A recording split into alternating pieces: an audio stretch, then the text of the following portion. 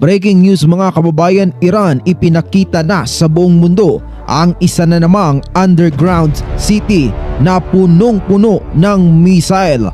Naghahanda na nga ba sila sa isang napakalaking digmaan laban sa Amerika? Samantala, may isa na namang bagong natuklasan ang mga scientist sa Pyramid of Egypt. Ano nga ba ang misteryosong bagay na ito? At maraming mga Israelites sa Israel nagprotesta ngayon laban sa kanilang leader na si Netanyahu. Ano nga ba ang dinadaing ng mga Israelita? Tara at pag-usapan ang buong istorya. Pero bago po ang lahat ng iyan ay hinihiling ko pong i-like nyo na ang video na ito dahil isa po yung napakalaking tulong para sa aming mga content creator. Maraming salamat po. Eto na nga mga kababayan, naghahanda na nga ba ang Iran sa isang malaking digmaan laban sa Amerika? Ito ang malaking katanungan ngayon ng marami matapos ipakita ng Iran ang isang nakakasindak na video sa buong mundo. Makikita nga sa naturang video ang napakaraming missile ng Iran na nakaimbak sa isang underground city. Hindi ito ang unang pagkakataon na pinakita nila sa publiko ang pinagmamalaki nilang underground missile city. Isa lang daw ito sa daang-daang pang underground missile city. Ito na ang pangatlong pasilidad na isinapubliko sa loob lamang ng isang buwan ng Iran. Makikita sa video sina Major General Muhammad Bagheri, ang hepe ng sandatahang lakas ng Iran, at Brigadier General Amir Ali Hazizadeh na commander ng IRGC Aerospace Forces habang naglalakad sa loob ng pasilidad na puno ng daang-daang missile. Ilan sa mga missile na itinago sa pasilidad ay ang Kibar Shekan na may abot na 900 miles at ang Hajj Qasim na 850 miles naman ang kayang abutin, at ang Ghadir H na 1,240 miles ang capabilities. Nandyan din ang Sijil na 1,550 miles at ang Emad na aabot ng 1,050. Pati na rin ang Pavi cruise missile. Ilan lamang ito sa mga malalakas na missile na ipinagmamalaki ng bansang Iran. Sa video makikita rin si Bagheri na tumapak sa watawat ng Israel na nakalagay sa sahig ng pasilidad. Aniya, mas malakas na ngayon ang Iron Fist ng Iran, 10 beses na mas matibay kaysa sa True Promise 1. Lahat ng kinakailangang depensa para sa isang puwersang 10 beses na mas malakas kaysa ginamit noong Operation True Promise 2 ay nagawa na. Tiyak na mahuhuli ang kalaban sa balanse ng kapangyarihan. Ang True Promise 2 ay tumutukoy sa pag-atake ng Iran sa Israel noong April. Mas lalo nga pong tumitindi ngayon ang tensyon sa pagitan ng Iran at US. Ang pagsisiwalat ng Iran sa missile facility ay naganap habang tumitindi ang banta mula sa Administrasyong Trump at gobyerno ng Israel ayon sa Iranian state media na Press TV. Kasabay nito, nagbigay ng babala ang US President na si Donald Trump kung papayag ang Iran sa kasunduan sa nuklear sa loob ng 2 buwan o haharapin nila ang matinding kahihinat ng militar. At ito pa nga po ang isang nagbabagang balita mga kababayan. Netanyahu binabatikos ngayon ng mga Israelites. Sa mga nakaraang araw, libo-libong Israeli ang nagtipon sa iba't ibang bahagi ng bansa upang ipahayag ang kanilang galit at pagkadismaya sa kasalukuyang pamahalaan. Ito ang isa sa pinakamalaking kilos protesta mula nang magsimula ang digmaan sa Gaza noong 2023. Ang pangunahing dahilan ng protesta ay ang panawagan para sa isang kasunduan sa pagitan ng Israel at Hamas upang mapalaya ang mga natitirang bihag sa Gaza.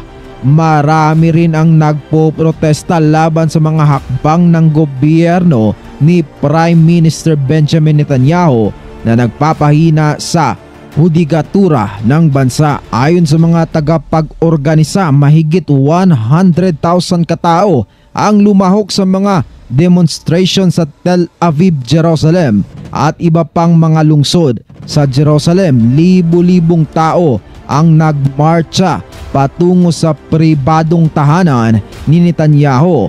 Dala ang watawat ng Israel at mga placard na nananawagan ng bagong halalan. Marami sa kanila ang nag-aakusa sa gobyerno ng pagtataksil sa kanilang mamamayan at pagpapabaya sa mga bihag na nananatiling hawak ng Hamas sa Gaza. Bukod sa panawagan para sa pagpapalaya ng mga bihag, ang mga protesta ay nagpapakita rin ng lumalalim na pagkabahala ng publiko sa direksyong tinatahak ng pamahalaan.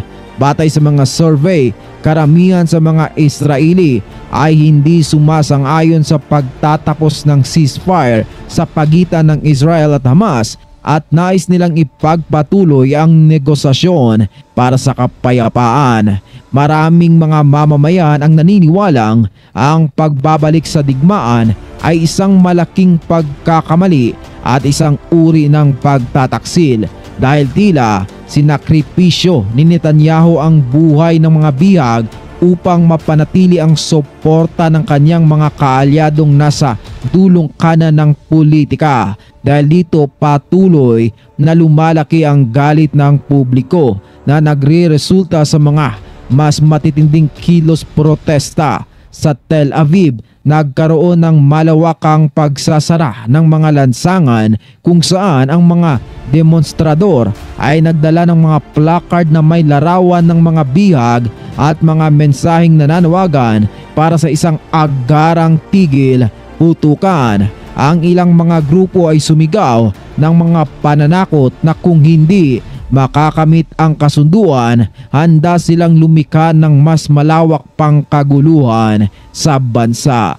Bagamat karamihan sa mga nagpo-protesta ay nakatuon sa kapakanan ng mga bihag, unti-unting lumalawak ang kanilang panawagan upang isama ang pagtutol sa patuloy na pag-atake ng Israel sa Gaza na nagdudulot ng matinding pagdurusa sa mga sibilyang Palestinian.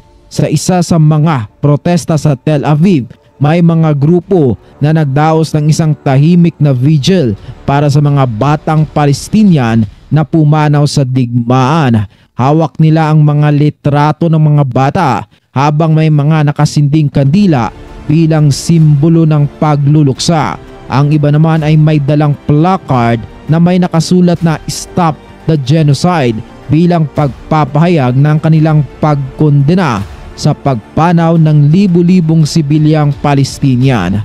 Ayon sa mga opisyal ng kalusugan sa Gaza, mahigit 50,000 Palestinian na ang pumanaw mula nang magsimula ang digmaan. Karamihan sa kanila ay mga kababaihan at bata.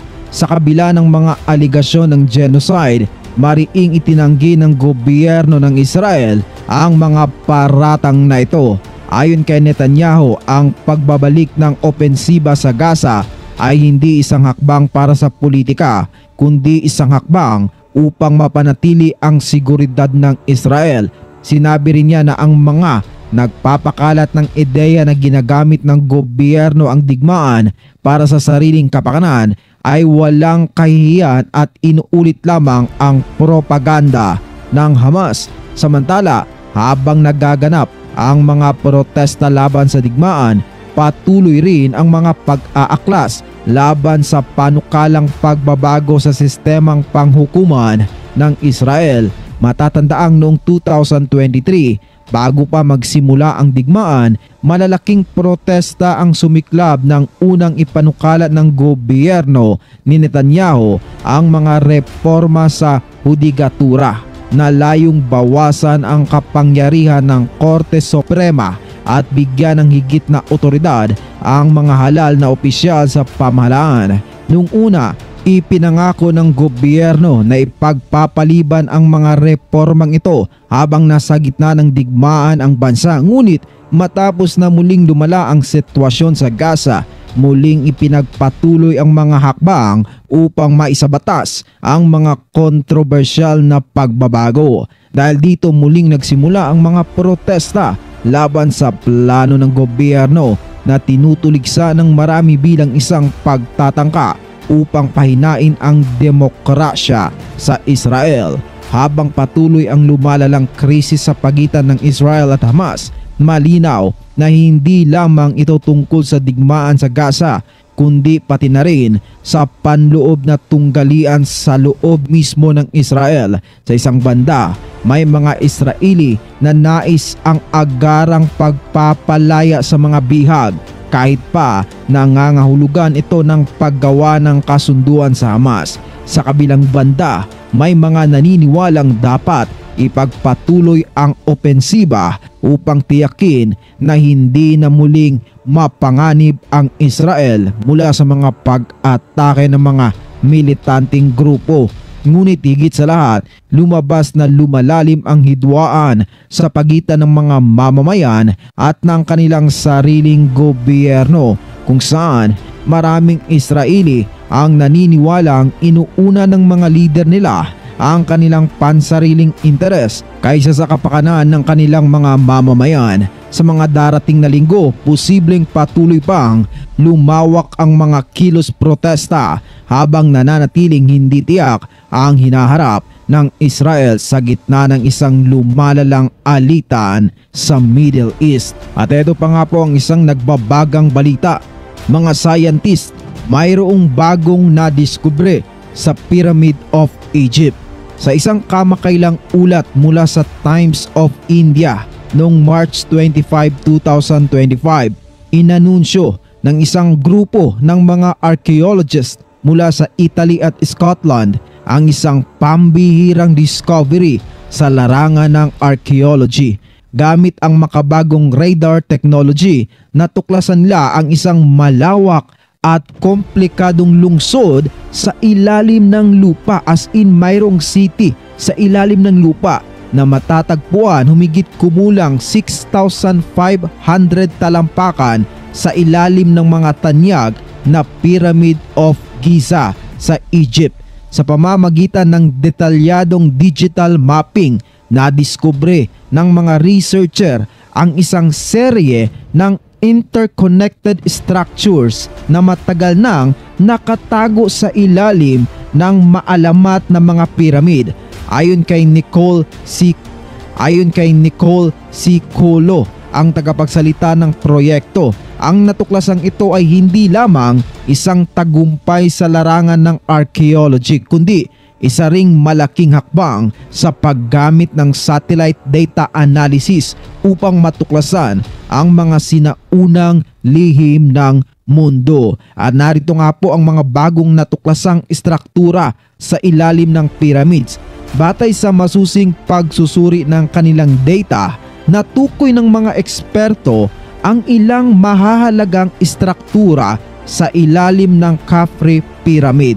Kabilang dito ang 8 napakalaking mga pilar na nakabaon sa lupa. Bawat isa ay umaabot ng higit sa 2,100 talampakan ang lalim.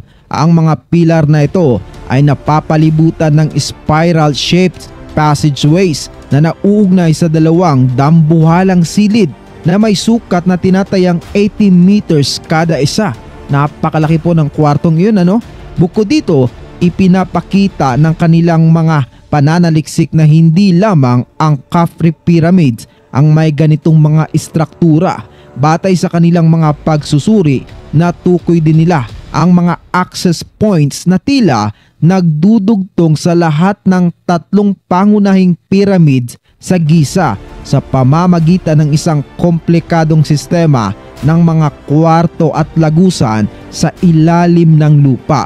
Sa mas malalim na bahagi, tinatayang nasa 4,000 talampakan pababa, may iba pa ring hindi pa matukoy na istruktura na kanilang natuklasan na lalong nagpalalim sa misteryo ng lugar. Tila mayroon palang underground city ang makasaysayang Pyramid of Egypt.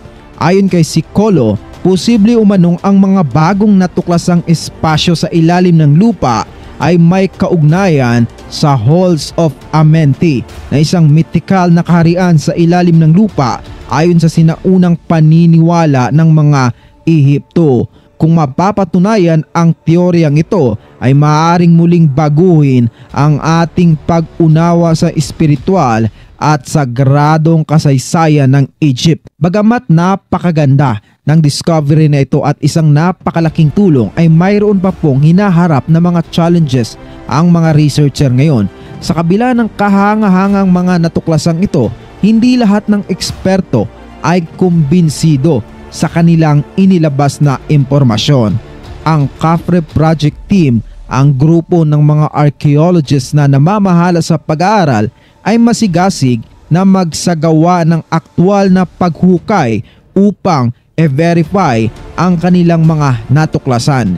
Gayunpaman, isang malaking hamon ang pagkuha ng pahintulot mula sa pamahalaan ng Egypt na mahigpit na nagbabantay sa anumang paghukay sa mga sinaunang lugar. Pinangunahan ni Corrado ng Malanga University of Pisa sa Italia at Filippo Biondi ng University of Strathclyde sa Scotland ang pananaliksik na ito. Gayunpaman, bago ito tanggapin ng mas malawak na komunidad ng mga archaeologist at historiador, kinakailangan pang dumaan ito sa masusing peer review upang matiyak ang kredibilidad ng kanilang pag-aaral. At ito pa ang iba pang kamakailang pagtuklas sa Giza. Ang revelasyong ito ay sumabay rin sa isa pang kamakailang pagtuklas ng isang kakaibang L-shaped na structure sa ilalim ng Royal Cemetery ng Giza. Naniniwala ang mga eksperto na ang istrukturang ito ay hindi likas na nabuo at maaring may kaugnayan sa isang sinaunang ritual o isang nakatagong bahagi ng pyramid complex. Samantala, ang mga bagong pag-aaral sa mga kalansay na natagpuan sa Pyramids of Egypt sa Tombos ay nagbukas din ng maraming katanungan ngayon. Sa halip ng mga labi ng maharlikang elite o ng mga mayayaman ang kanilang nakita, natuklasan ng mga eksperto na ang karamihan sa mga ito ay pag-aari ng mga individual na nagpakita ng senyales ng matinding pisikal na paggawa. Kumbaga, mga construction worker ang mga ito noong unang panahon. Ipinapahiwatig po nito na ang ilang mga inilibing sa lugar ay maaaring mga manggagawang may mababang katayuan sa lipunan, ngunit sa hindi pa matukoy na dahilan ay inilibing sa piling ng mga mayayaman ang mga ito. Well, napakarami po talagang mga bagong discovery sa Egypt kamakailan lang at napakahalaga po ng mga bagay na ito. Kung mapapatunayan ng mga susunod pang pag-aaral, ang mga makabagong tuklas na ito ay maaring magdulot ng malaking pagbabago sa ating kasalukuyang pag-unawa sa mga Pyramids of Giza. Ipinapakita nito na maaring may higit pang nakatagong kaalaman tungkol sa sinaunang Ehipto na hindi pa natin natutuklasan. Gayunpaman, upang matiyak ang katotohanan sa likod ng mga natuklasang ito, kinakailangang maisagawa ang mas masusing pagsisiyasat at excavation sa ilalim ng mga piramid, habang ang mundo ay patuloy na humahanga sa kagandahan at misteryo ng Pyramids of Giza. Ang bagong impormasyong ito ay nagbibigay ng panibagong sigla sa pag-aaral ng ating kasaysayan at kulturang pandaigdig. Sa inyo pong palagay mga kababayan, isa bang napakalaking tulong ang discovery na ito para mas lalo nating maintindihan ang ating kasaysayan?